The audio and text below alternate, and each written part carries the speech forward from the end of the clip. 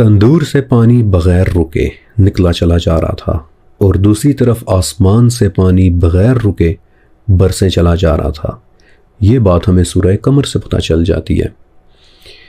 अब कससुल अंबिया में है कि उस रोज़ अल्लाह ताला ने आसमान से ऐसी बारिश बरसाई कि ज़मीन ने उससे पहले कभी आसमान को इस हौलनाक तरीके से बरसते नहीं देखा था, और आसमान से पानी ऐसे बरस रहा था कि जैसे किसी ने मुश्किज़ों के मुंह खोल दिए हों।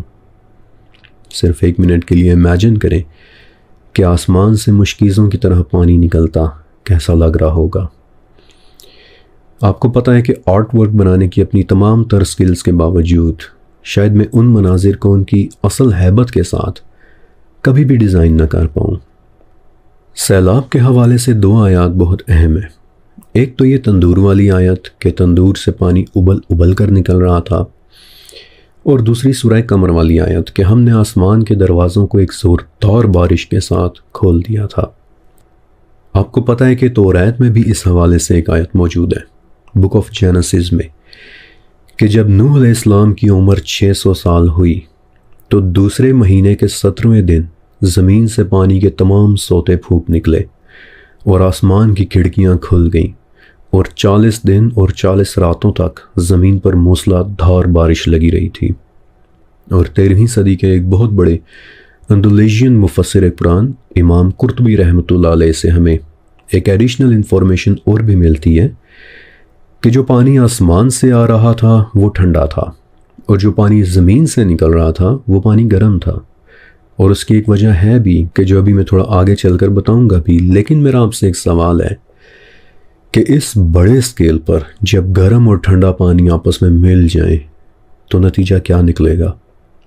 धुंध, बेइंतहा धुंध, शदीद धुंध।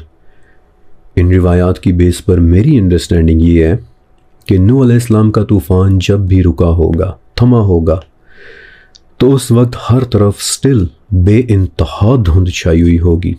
नो वंडर कि जूदी पर कश्ती रुकने के बावजूद नूह अलैहिस्सलाम को ज़मीन दिखाई नहीं दे रही थी। जब कश्ती रुकने के बाद के वाक़यात डिस्कस होंगे तो उनमें इंशाअल्लाह इस चीज़ की डिटेल्स आएंगी भी। अब ज़मीन से पानी उबल उबर कर निकल रहा है और आसमान से पानी खुले हुए मुश्किज़ों की तरह बरस रहा है। एक चीज़ कि मुश्किज़े का लफ्ज़ मेरी जनरेशन के लोग तो शायद समझ जाएं, लेकिन आज की नस्ल ने मुश्किज़ा शायद कभी देखा भी नहीं होगा। It's an old fashion water bag. किसी ज़माने में लोग चमड़े के इन बैग्स के अंदर पानी कैरी किया करते थे, और जब वो इसका मुंह खोलते तो पानी किसी मोटी सी धार की तरह बाहर निकला करता था। बिल्कुल उसी तरह तूफ़ान नूह की बारिश का पानी आसमान से बरस रहा था, और अगले 40 दिन तक ये पानी उसी तरह बरसता और उबलता रहा था। और आप खुद इमेजिन करें कि इस कदर पानी से सैलाब का क्या हाल हुआ होगा। हर तरफ पानी, सब कुछ डूबने लग गया, बर्बाद होने लग गया। इस सैलाब के हवाले से हज़रत आयशा रज़ी अल्लाह ताला अन्हा एक वाक़या बयान करती हैं कि जो आज से 900 साल पहले लिखी गई अरबी ज़ुबान की एक नायाब किताब अल जम्उल फ़वाइद व मजमुअज़ ज़वाइद की 6th जिल्द में लिखा हुआ है, 6th वॉल्यूम में, कि जब सैलाब का पानी चढ़ना शुरू हुआ और लोग उसमें डूबना शुरू हो गए तो एक औरत अपने छोटे से बच्चे को लेकर बहुत ज़्यादा परेशान हुई। आखिर को वो एक माँ थी और उसे अपने बच्चे से बहुत ज़्यादा मोहब्बत थी, लिहाजा वो अपने बच्चे को उठाकर एक पहाड़ की तरफ भागने लगी। लेकिन धीरे धीरे पानी पहाड़ की जड़ तक भी पहुँच गया। वो औरत एक बार फिर से उठी और भागकर पहाड़ के दरमियान तक पहुंच गई, लेकिन आहिस्ता आहिस्ता पानी वहां तक भी आ गया, यहाँ तक कि किसी तरह से वो औरत पहाड़ की चोटी तक पहुंच गई, लेकिन चोटी भी पानी के अंदर डूबने वाली हो गई। यहाँ तक कि उस औरत ने अपने बच्चे को दोनों हाथों में उठाकर पानी से ऊपर कर लिया, लेकिन उसी वक्त पानी का एक तेज़ रेला आया और उस माँ और बच्चे दोनों को बहाकर अपने साथ ले गया। हज़रत आयशा रज़ी अल्लाह ताला अन्हा कहती हैं कि अगर अल्लाह ताला ने उस दिन किसी पर रहम करना होता तो उस बच्चे और उसकी माँ पर रहम करता।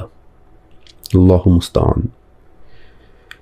अब गौर करें कि अक्सर अज़ाब के वाक़यात हम कैसी लापरवाही के साथ सुनते और एक दूसरे को सुनाते हैं कि हाँ एक फ़लाँ कौम थी, उस पर फ़लाँ अज़ाब आया। लेकिन सिर्फ एक मिनट के लिए सोचें कि आए हुए उन अज़ाबों के दौरान कैसे कैसे दिल खराश वाक़यात पेश आए होंगे। एक मिनट के लिए सोचें कि जब उस औरत ने अपने बच्चे को हाथों से ऊपर उठाया होगा, उसे पानी से ऊपर किया होगा कि किसी तरह से मेरा ये बच्चा बच जाए, तो उस वक्त उसके दिल पर क्या गुजर रही होगी। ये बात तो शायद हम कभी इमेजिन भी नहीं कर सकते। इसी तरह जब नूह अलैहिस्सलाम का बेटा कि जो सूरह हूद के मुताबिक एक किनारे पर खड़ा उन्हें देख रहा था, तो सूरह हूद के मुताबिक उसने कहा कि ऐ मेरे वालिद, मैं पहाड़ पर चढ़ जाता हूँ तो वो मुझे बचा लेगा। उस पर नूह अलैहिस्सलाम ने कहा कि नहीं, आज किसी ने नहीं बचना सिवाय उसके कि जिस पर अल्लाह रहम कर दे। तो उसी वक्त एक बड़ी सी लहर आई और कुनान को अपने साथ बहा कर ले गई। कुनान, तौरात से हमें पता चलता है कि नूह अलैहिस्सलाम के उस बेटे का नाम कुनान था। तो आप इमेजिन करें कि उस वक्त अपने बेटे को अपनी आंखों के सामने पानी में डूबता देखकर नूह अलैहिस्सलाम के दिल पर क्या गुजर रही होगी। तारीखी रिवायात से हमें यह भी पता चल जाता है कि जिस लहर ने कुनान को डुबोया था वो तकरीबन 40 गज से ज़्यादा ऊंची लहर थी और देखने में ऐसी थी कि जैसे काले रंग का कोई पहाड़ आ रहा हो। क्लियरली वो किसी किस्म की कोई रोग वेव थी कि जो समुद्रों में तूफ़ानों के दौरान उठ जाती हैं। वीडियो की खातिर मैं आपको बता सकता हूँ कि कदीम आयरलैंड में एक किताब लिखी गई थी कि जिसका नाम है the annuls of four masters. ये किताब आयरलैंड में इंसान की सदियों पुरानी तारीख और उनकी लोक दास्तानों यानी कि फोकलोर्स के मुतल्लिक है। और उस किताब में एक ऐसे मास्टर की कहानी भी है कि जो एक अजीम सैलाब के वक्त 54 यानी 54 दूसरे आदमियों को लेकर एक पहाड़ पर चढ़ने की कोशिश करने लगा था, लेकिन फिर अचानक एक बड़ी सी रोग वेव आई और उसने बेथ नामी उस मास्टर और उसके तमाम 54 साथियों को उस वक्त पानी में गर्क कर दिया था। और एनल्स ऑफ फोर मास्टर्स उन 300 सबूतों में से एक सबूत है कि जो हमें पूरी दुनिया से मिलते हैं कि कैसे एक अजीम ग्लोबल सैलाब आया था। लेकिन वो सब इंशाल्लाह आगे चलकर। द पॉइंट इज़ कि तारीख़ी एतबार से तो मैं आपको बहुत कुछ बता सकता हूँ, लेकिन इमेजिन करें कि ये सब अपनी आंखों के सामने होते देखना कैसा लगता होगा। नूह अलैहिस्सलाम को उस वक्त कैसा लगा होगा कि जब उन्होंने अपने बेटे को 40 गज ऊंची एक रोग वेव में बह जाते देखा होगा। उस माँ को उस वक्त कैसा लगा होगा कि जब वो अपने बच्चे को बचाते पहाड़ों के ऊपर भाग रही होगी। आपको पता है कि ये वाक़यात लिखना मेरे लिए इस किस्त का शायद सबसे मुश्किल पार्ट थे। पिछली किस्तों के दौरान मैंने आपको एक बात कही थी कि नूह अलैहिस्सलाम की दास्तान में वालिदैन और औलाद का थीम बहुत नुमाया है। ये दोनों वाक़यात के जिनमें वालिदैन का अपनी औलाद के साथ रिलेशनशिप बहुत वाज़ेह है। फिर आगे कि जब मैं आपको सैलाब आने की वजूहात बताऊंगा इंशाल्लाह, तब भी आप देखेंगे कि it all started with parents and their offsprings. फिर नूह अलैहिस्सलाम की कौम के जो अपने वालिदैन और आबा व अजदाद की इबादत किया करते थे। और कैसी इत्तफाक की बात है कि नूह अलैहिस्सलाम की कहानी भी सबसे पहले मुझे मेरी वालदा ने ही सुनाई थी। वीडियो की हद तक मैं आपको बहुत सारी इन्फॉर्मेशन दे सकता हूँ, लेकिन मैं चाहता हूँ कि अपने अल्फाज के ज़रिए आपको एक मरतबा उस ज़माने में वापस लेकर जाऊँ और आपको महसूस करवाऊँ कि ये सब कुछ अपनी आँखों से देखना कैसा लगता होगा। क्योंकि एक मरतबा आपको ये एहसास हो गया तो उस वक्त फिर आपके दिल में अल्लाह की अज़मत और उसका खौफ सही मानों में महसूस होने लग जाएगा। ओके, अब एक बहुत अहम सवाल कि नूह अलैहिस्सलाम के सैलाब का पानी आया कहाँ से था। अभी मैंने आपको बताया कि इस हवाले से दो आयत बहुत अहम है। एक तो सूरह कमर की आयत कि हमने ज़ोरदार बारिश से आसमान के दरवाज़ों को खोल दिया था। और मैंने आपको बताया था कि तौरात में भी यही आता है कि उस बारिश से आसमान की तमाम खिड़कियाँ खुल गई थी। और ये पार्ट आपके लिए इस वीडियो का शायद सबसे दिलचस्प हिस्सा होगा। देखिए, बारिश एक ऐसी चीज़ है कि जिसका इल्म ट्रूली सिवाय अल्लाह ताला के और किसी के भी पास नहीं। नबी अलैहिस्सलाम ने फरमाया था कि 5 चीज़ें ऐसी हैं कि जिन्हें सिवाय अल्लाह के और कोई भी नहीं जानता। पहली चीज़ कि किसी को नहीं पता कि कल क्या होगा। दूसरी चीज़, किसी को नहीं पता कि माँ के पेट में क्या है। तीसरी चीज़, किसी को नहीं पता कि उसकी मौत कब और कहाँ होगी। चौथी चीज़, किसी को नहीं पता कि क़यामत कब आएगी, और पांचवी चीज़, किसी को नहीं पता कि बारिश कब होगी। और आप देख लें कि हाउ ट्रू इज़ दिस। पिछले 5 महीनों से पाकिस्तान में बारिशें रुकी हुई हैं, हालांकि कभी कभी वेदर फोरकास्ट में आ भी जाता है कि कल बारिश हो भी सकती है, लेकिन वो नहीं होती। ऐसा इसलिए कि बारिश का ताल्लुक आसमान के रास्तों से है कि जो सिर्फ अल्लाह ताला के इल्म में है। हज़रत उमर रज़ी अल्लाह ताला अन्हु ने जब भी बारिश के लिए दुआ करनी होती थी तो आप पहले मिंबर पर खड़े होते, फिर सूरह नूह की पहली आयत पढ़ते, फिर बहुत ज़्यादा इस्तग़फ़ार करते और फिर कहते कि मैंने अल्लाह से बारिश को उसके उन तमाम रास्तों से मांग लिया है कि जो आसमान में मौजूद हैं। नूह अलैहिस्सलाम के सैलाब वाली बारिशें सिर्फ इस दुनिया के पानी से नहीं बल्कि आसमान के दरवाज़ों में मौजूद पानियों से आई थीं। बहुत सारी रिवायात में इस बात के ट्रेसेस मिल जाते हैं, इवन कि तौरात में भी। प्रीस्टली सोर्सेज बताते हैं कि आसमान की खिड़कियां खुल गई थीं, आसमान में मौजूद रक़िया फट गया था। रक़िया यानी वो पर्दा कि जो ऊपर के पानियों को नीचे के पानियों से अलहदा रखता है, यानी आम अल्फाज में पानियों से भरा एक दरवाज़ा खुल गया था। आसमान के दरवाजे पानियों से भरे हुए हैं। इस पर मैं पूरा एक सीज़न बना चुका हूँ, कायनात के राज नाम से, कि जो अभी कुछ हफ्ते पहले ही मुकम्मल हुआ था। उन दरवाज़ों और उनमें मौजूद पानियों के मुतालिक मुकम्मल डिटेल्स जानने के लिए आप मेरी वो सीरीज़ देख सकते हैं। लेकिन आसमान के दरवाज़ों में से आने वाला पानी तो सैलाब का सिर्फ एक सोर्स था।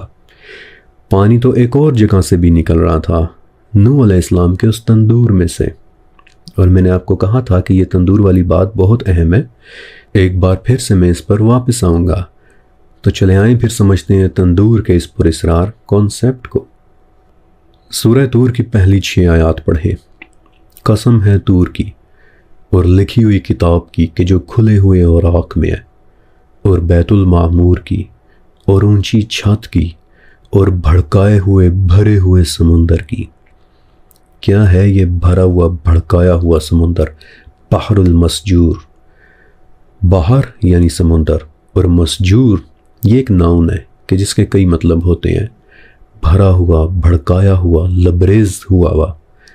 इसी से लफ्ज़ सुज्जरुल बहर निकलता है, यानी समुंदर का भर जाना, इसका चढ़ जाना। और बहरुल मसजूर की तफसीर में हज़रत अली रज़ी अल्लाह ताला अन्हु कहते हैं कि अल्लाह रब्बुल इज़्ज़त के अर्श के नीचे अजीम पानियों से भरा एक समुंदर है कि जिसकी गहराई इस कदर है कि जितनी 7वें आसमान से लेकर 7वीं ज़मीन के दरमियान तक का फासला है। और ये समुंदर गाढ़े पानी से भरा हुआ है। उस समुंदर को बहरुल हैवान या फिर बहरुल हयात भी कहा जाता है।